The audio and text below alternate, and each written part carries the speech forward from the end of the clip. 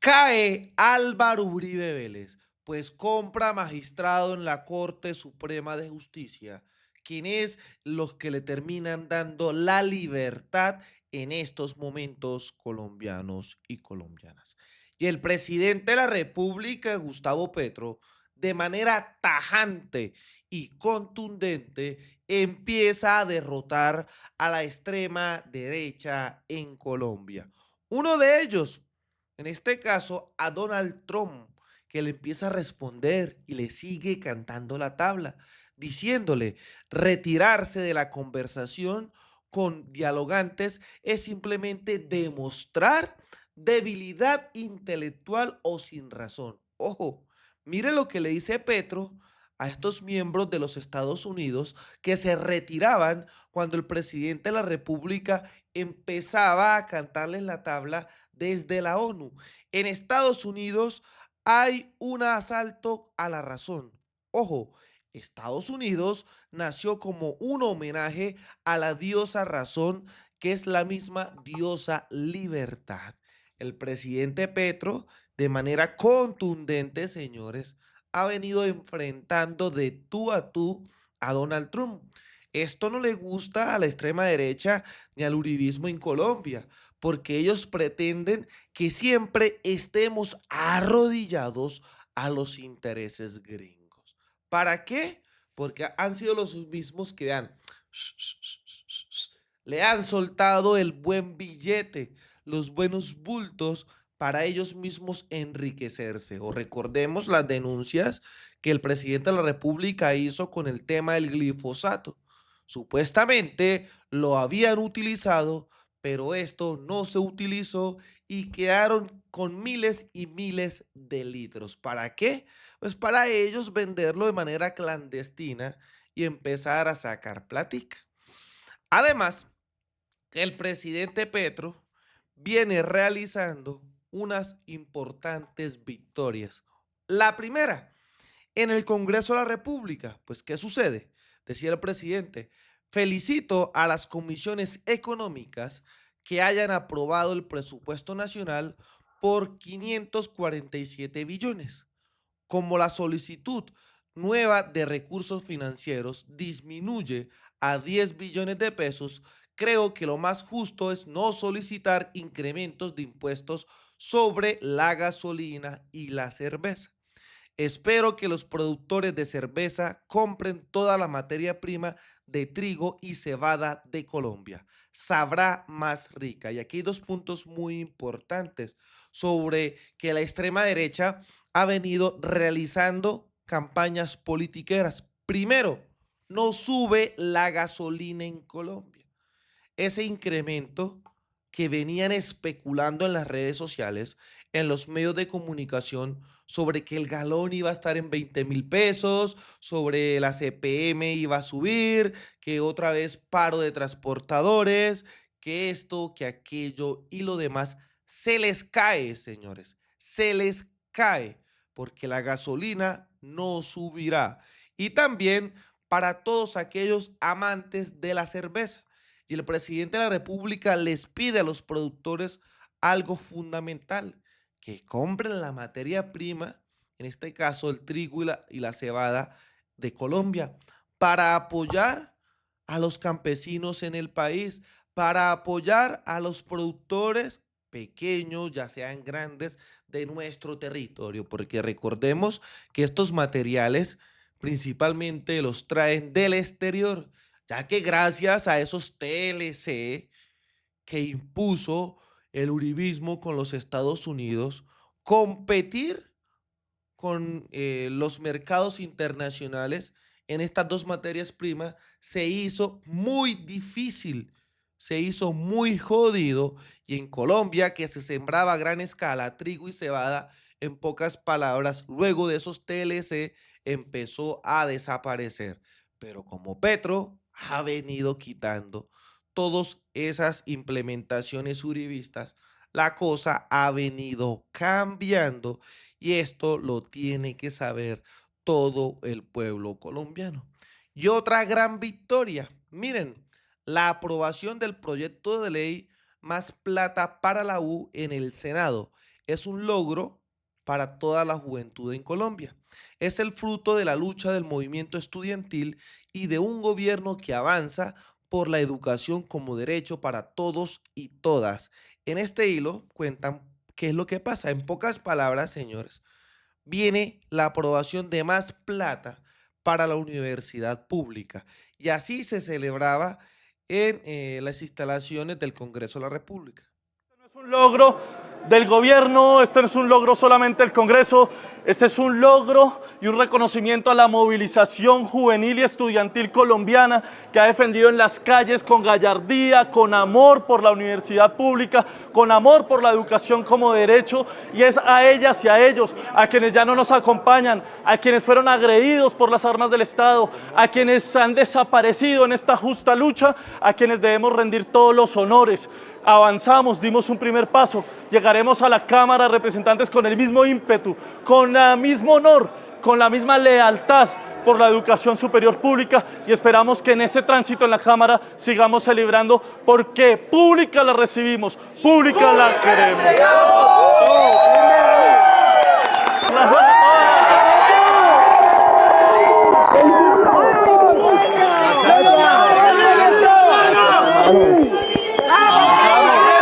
Esto es una gran victoria, señores. Recordemos que el uribismo solamente se ha dedicado a financiar la universidad privada. ¿De quiénes? De privados. Y han dejado las instituciones públicas en total abandono. Es una gran victoria que así lo da a conocer Wilson Arias. Lo logramos. En Senado acabamos de aprobar la reforma a la Ley 30. Los gobiernos deberán llegar a destinar al menos el 1% del PIB a la universidad pública. No más privados enriquecidos con recursos de la educación. Sí a una educación pública fuerte y garantizada. Pasa a la Cámara, decía el senador. Final no va más. Aplastante mayoría para la nueva financiación de la educación superior pública en Colombia. Quiero reportarle al país, en estos momentos van 58 votos a favor, 0 en contra, con una notoria ausencia de la derecha y la extrema derecha. Lo van a ver ustedes. La derecha negacionista del holocausto, la derecha negacionista del cambio climático y la derecha negacionista de la financiación de la educación superior pública hace mutis por el foro y se retira, y entre tanto el Pleno del Senado de la República aprueba una vigorosa financiación de la educación superior, atendiendo el clamor del movimiento estudiantil y de la comunidad universitaria y la sociedad entera. Hoy es un día de victoria muy importante para la universidad pública. Abrazo grande para todos y todas. Votación final, escuchen. Esto es una gran victoria, señores. Así también lo daba a conocer Esmeralda Hernández. Triunfo para la educación pública con 60 votos a favor y la ausencia total, miren, ausencia total del Centro Democrático. Aprobamos en el Congreso el proyecto de ley que garantiza mayor financiación para la educación superior pública en Colombia. La educación debe ser un derecho, no un negocio. Y esto es un aspecto fundamental, señores. Porque nos damos cuenta que al Centro Democrático le interesa poco o nada estos cambios que pide a gritos el pueblo colombiano. Y Petro también respondía: el Senado debe sentirse orgulloso cuando se junta con el pueblo, no lo traicione. Bien que la universidad pública se fortalezca con el presupuesto. Así se derrota a estos miembros de la extrema derecha en Colombia. Y veamos cómo cae Álvaro Uribe Vélez. Pues el sesgo del magistrado de la tutela a favor de Uribe, dice Cecilia Orozco Tascón. Miren esto, lo que ella revela. 8 meses antes de ser elegido magistrado de la Corte Suprema, señores, en su sala penal, Diego Eugenio Corredor exhibía, sin asomo de equilibrio, sus preferencias políticas.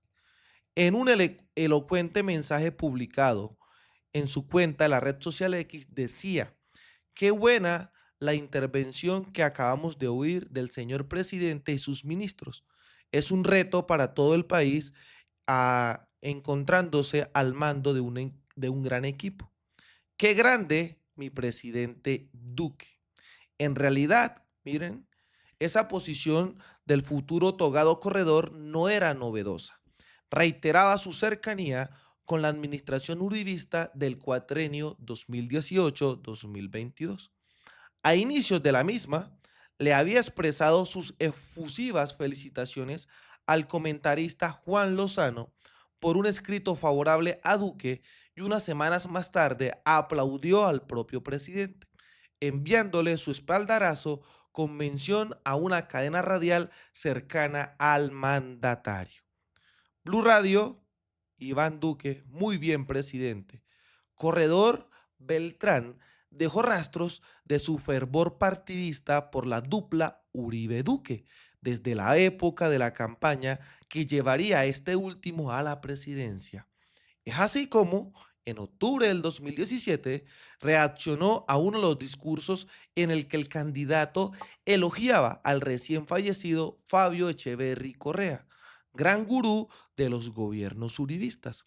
Entonces, el futuro magistrado de la Suprema dejó constancia de la emoción empalagosa que lo embargaba. Uribe le debe su presidencia y los aciertos que tuvo en su primer periodo a este personaje, o sea, a Echeverry, quien fue de gran carácter, valía y honestidad. No solo los trinos defienden la tendencia y la personalidad de un usuario en X. Igualmente significativas son las notas ajenas que se copian en la cuenta de cada quien. Las republicaciones del togado Diego Corredor, autor del fallo de tutela que ordena la libertad del expresidente condenado Álvaro Uribe Vélez mientras se ratifica o anula su condena, también son reveladoras. Una rápida revisión de sus reposteos amplía la comprensión sobre sus convicciones y preferencias. Por ejemplo, apenas a un mes de ser elegido en la Corte, en noviembre 20, Corredor repitió un trino de su adorado Duque en el que éste daba parte de un éxito de su gobierno. Agradecemos al Congreso de la República la aprobación de la reforma al Sistema General de Regalías. Replicó otro del mismo presidente. Seguimos obteniendo resultados en lucha contra el emprendimiento del polvo blanco. Estos no son sus únicos retrinos. Miren esto, como el señor ya armaba su plan y estrategia, lamiéndole las nalgas a esta gente de la extrema derecha en Colombia. Y empezamos a darnos cuenta, obviamente no desde ahora, sino desde hace mucho tiempo atrás, que se necesita sí o sí una reforma a la justicia en Colombia, una reforma constituyente. Nos damos cuenta que Álvaro Uribe Vélez tiene permeada las altas cortes y es este mismo que en últimas y en aras quizás de ser elegido, Uribe lo compra para que le termine dando la razón a Álvaro Uribe Vélez y le dé la libertad. Y ahí queda en evidencia sus posturas uribistas junto con Iván Duque y Álvaro Uribe Vélez. ¿Quién es? Guarden su nombre, Diego Corredor. Por eso se necesita sí o sí una reforma a la justicia en el país para que se acabe todo este tipo de artimañas y jugadas que vemos a diario por parte del Centro Democrático y toda su banda. El futuro magistrado citaba con regularidad las frases de los personajes de la derecha y ultraderecha uribista duquista del momento. María del Rosario Guerra, Juan Carlos Pinzón, Jonathan Malagón, Carolina Arbeláez, Federico Gutiérrez, y hasta calcaba los mensajes de un portal tristemente célebre por ser una caverna de difamaciones que planta calumnias e injurias en medio de la más absoluta impunidad. Otra réplica que Corredor puso en su cuenta es bien llamativa vista con ojos de hoy. Se trata del trino de un columnista conocido por sus odios. Ojalá Gustavo Petro nunca sea presidente de este país. Miren eso, miren eso. ¿Y quién era la que compartía ese trino? Pues señores, Salud Hernández, y lo retuiteaba, lo recompartía este señor magistrado que termina dándole la libertad a Álvaro Uribe Vélez. El registro de este mensaje es de septiembre del 2020. A comienzos de noviembre de ese año, Diego Corredor fue elegido en la Corte Suprema. Empezó, miren, a ejercer sus funciones de máximo juzgador penal y, sin embargo, la maña de retrinar no se le quitó. Un año después de trabajar en el Palacio de Justicia, el 23 de octubre del 2021, el susodicho magistrado compartió en su sitio de X la felicitación de Enrique Peñalosa a Duque por la captura de alias Otoniel, jefe del Clan del Golfo. Felicitaciones a nuestra policía, a nuestro ejército y al presidente Duque por la captura de este criminal. Simultáneamente, Corredor le puso un clic a me gusta en la publicación de un video con las imágenes de la captura del delincuente. Semanas más tarde, la revisión judicial de la polémica extradición de Otoniel, uno de los criminales con mayor número de verdades por contarle a la justicia, llegó al despacho de nuestro expresivo hombre de la toga. Los abogados de alias Otoniel pidieron apartar a Corredor de la decisión por falta de neutralidad. La recusación no prosperó, pero es claro que las actuaciones de un juez, sea el proceso o el reo que sea, deben estar presididas por la imparcialidad. Por eso, y frente a lo expuesto, es legítimo interrogarse sobre la distancia real del togado Corredor frente a una causa, extradición de Otoniel, en la que Duque tenía tantos intereses de silenciamiento. O sea, recordemos que Duque quería sí o sí silenciar a Otoniel para que Colombia no conozca la realidad. ¿Y cómo lo hizo? Pues extraditándolo.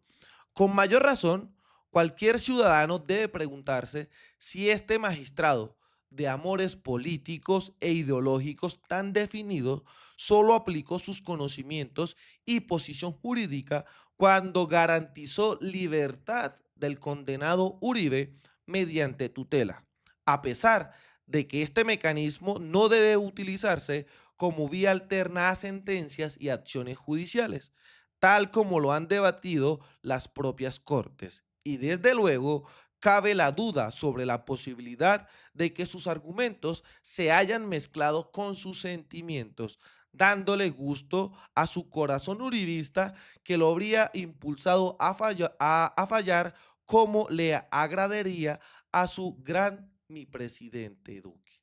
Miren esto, lo que deja en evidencia Cecilia Orozco Tascón es lo que siempre hemos denunciado del accionar de Álvaro Uribe Vélez. Permean tanto las cortes que estos personajillos terminan jugando las mismas cartas que pretende tener Álvaro Uribe Vélez.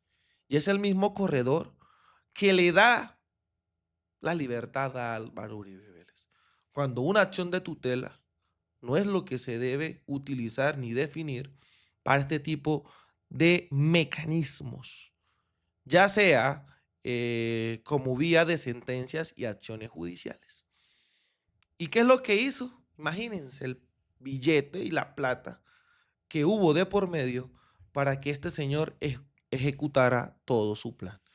A todos ustedes los invito a compartir esta información y que me dejen en los comentarios lo que creen al respecto. Cada vez más conocemos el accionar de Álvaro Uribe Vélez, que ya ni siquiera sorprende, pero nos damos cuenta que tiene permeado a todas las instituciones del Estado. Por eso el trabajo de la jueza Sandra Heredia es tan impresionante. Desde la Tierra del Trueno, desde el Catatumbo, haciendo resistencia, construyendo paz y buscando reconciliación, soy Libremente. Aquí las cosas como son. Nos vemos en un próximo capítulo. Hasta pronto.